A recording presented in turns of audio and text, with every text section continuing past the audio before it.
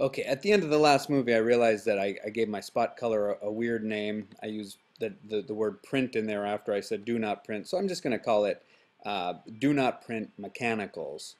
And that'll be fine. And then here is your spot color. You can always tell the spot colors apart from the regular colors because they have that little spot on the corner. So now what we need to do, oh, I must have that selected. So let me undo that. So now what we need to do is all those things that have the special techniques, the glue, the dye lines, we need to make them that color. So we just simply select everything. In this case, I'm selecting the things that are going to be dyes. And we do need to do a little bit more with that, which we'll get to in a second. Need to select the little bit of type here that's going to have a foil stamp on it, just that part right there. Change its fill color to that spot color, and then the last bit would be these two.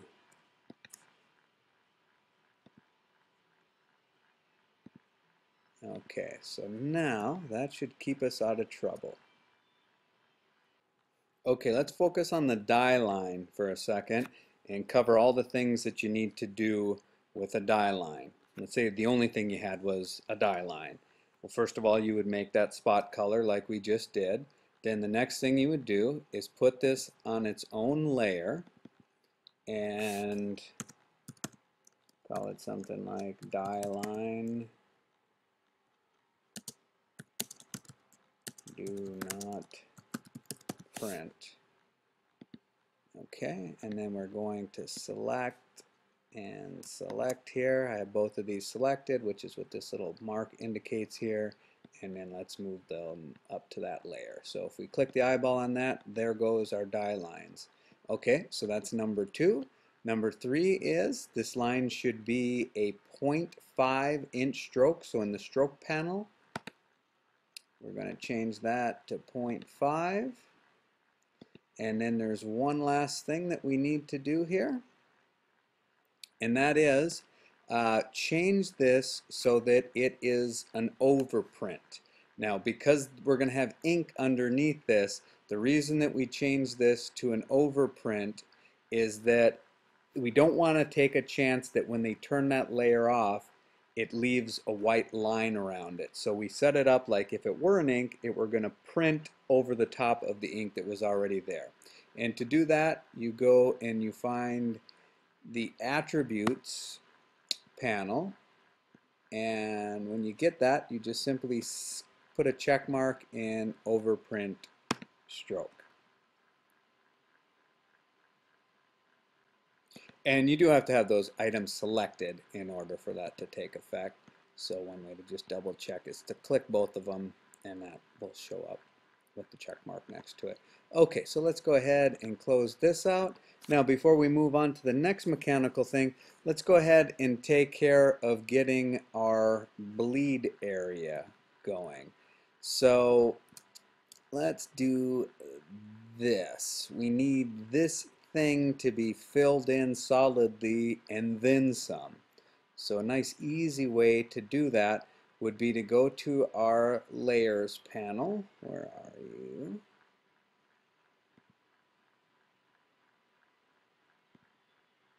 Oh, there we go. Okay.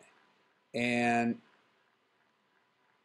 an easy way would be to just take the dye line layer and drag it to the new layer icon. And then I'll just rename this new one that I have bleed.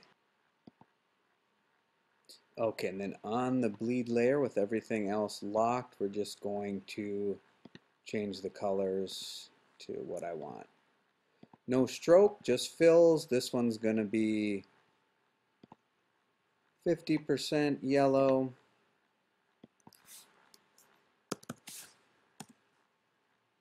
Oops.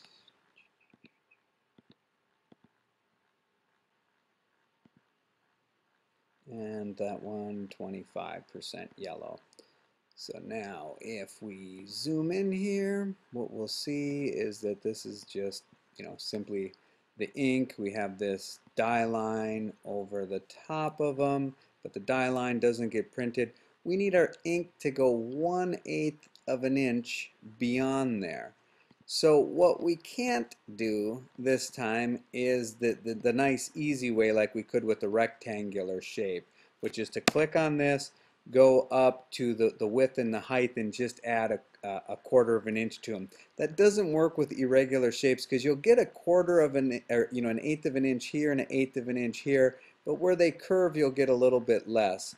So there may be an easier way to do this. If you know of one, share it with the class. But here's one way I know that you can do this. Is what we're going to do is just simply make a copy of this. Actually, we'll do it to both of them at the same time. And again, everything else is locked here except the bleed layer. So I have both envelopes on the bleed layer selected. I'm going to copy them. I'm going to paste them in front. I'm going to change the fill to none. I'm going to put a stroke color of just doesn't really matter on here. But what I'm going to do with these now that have just the stroke on them is I'm going to set that stroke to a 1/4 of an inch, because the nature of a stroke is that it's exactly on the edge of the object. So if I set it to a 1/4 of an inch, a 1/4 of an inch goes this way, I'm sorry, an 1/8 of an inch goes this way, in other words to the inside, an 1/8 of an inch goes to the outside. So we go to the stroke panel, and right here I'm just going to type in 0.25. I need to type in IN, otherwise it'll do it in points, which won't be enough. And there, that translates to 18 points. Then what I'm going to do is just select the strokes again, and I'm going to convert those to, or just expand them, and click OK. And now what happened is that's no longer a stroke. It's like this tube that's over the top of them, which has a fill to it. So then we select the old one, in other words, the yellow one, plus this new stroke. So let's just do that. Select both of them. Then I'll go to the Pathfinder, and I will extend that out. And we'll do the same thing here. I'm going to have to change the color back, and then we'll do the same thing here. So now we have, whoops, hit the wrong option. There we go. Now we have both of these extended out. Let me fix the color. Okay, and then now if we zoom in, what we'll see is we do have a nice 1/8 of an inch all the way around.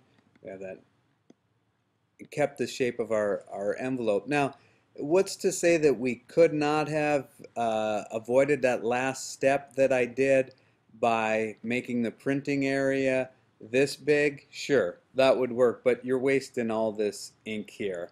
So, obviously it makes sense to take that extra half a second or half a minute and do it where you just get just the right amount of ink in there. Okay, so now we're almost there. The last thing that we do is we are going to take this, we're going back to the die line.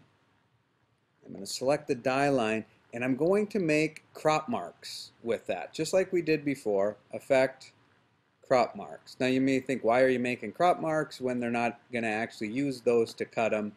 But it's just, one, it helps define that, okay, everything inside of here is one item, everything over here is another. So just, we're going to do that.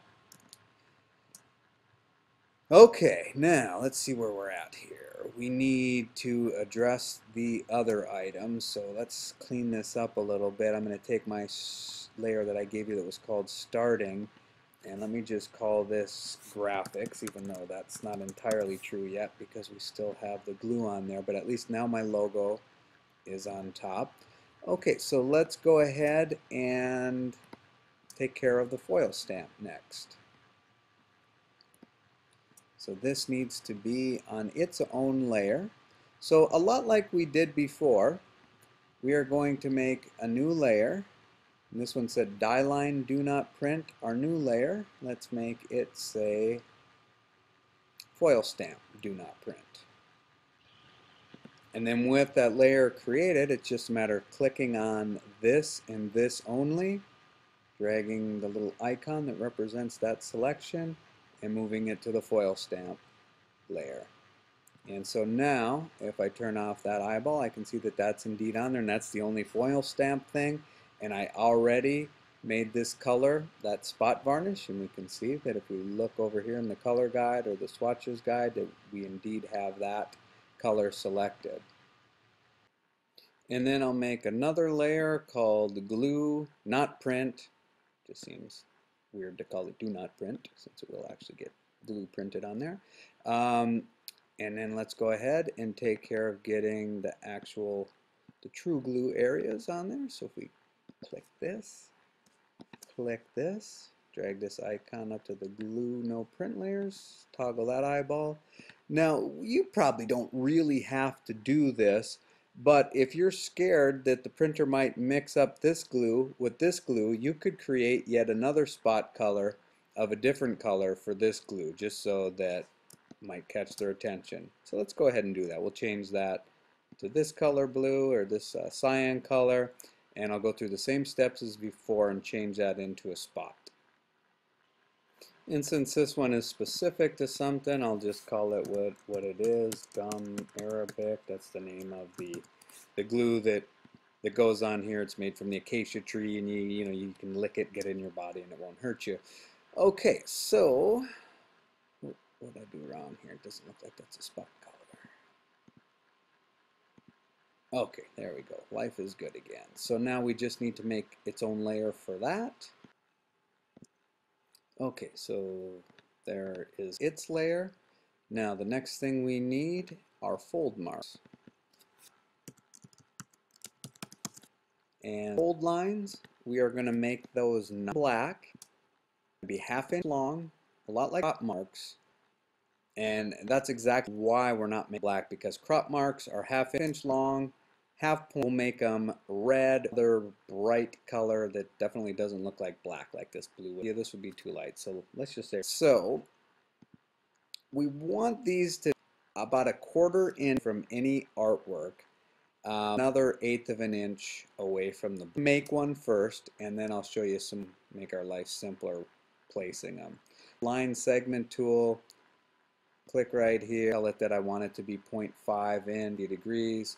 Click OK. I'm going to take this stroke color and I'm going to put just a standard CMYK red on there. Then I'm going to go into the stroke panel. I'm going to make it 0.5 inches. Then I am going to tell it that it is a dashed line, and I'm going to make the dashes 7 points. And then with this thing zoomed in on, I want to make sure that I get the 3 dashes. So if yours looks like that, then just change this to this box, whatever one of these makes it look like just 3 dashes is what we're after.